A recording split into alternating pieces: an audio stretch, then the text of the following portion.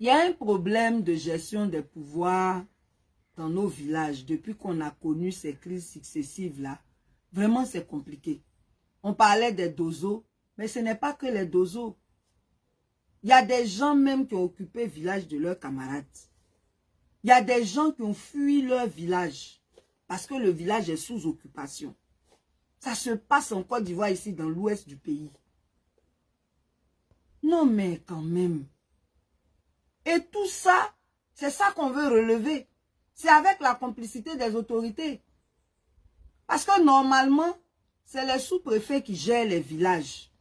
Donc, quand un chef de village a un problème là, il doit s'adresser au sous-préfet. C'est là-bas il commence. Et puis après, si ça dépasse la compétence du sous-préfet, ça s'en va chez le préfet et ainsi de suite. Si ça doit arriver à la justice, ça arrive là-bas. Mais le problème, c'est que dans ces villages dont nous parlons là, les autorités ne font rien pour régler ces situations. Alors que c'est des bombes à retardement. Et on nous ment que les Ivoiriens sont réconciliés. Alors que les poches de conflit là sont nombreuses comme ça. Donc, il y a ce problème-là qu'on voulait relever par rapport à la gestion du pouvoir dans les villages.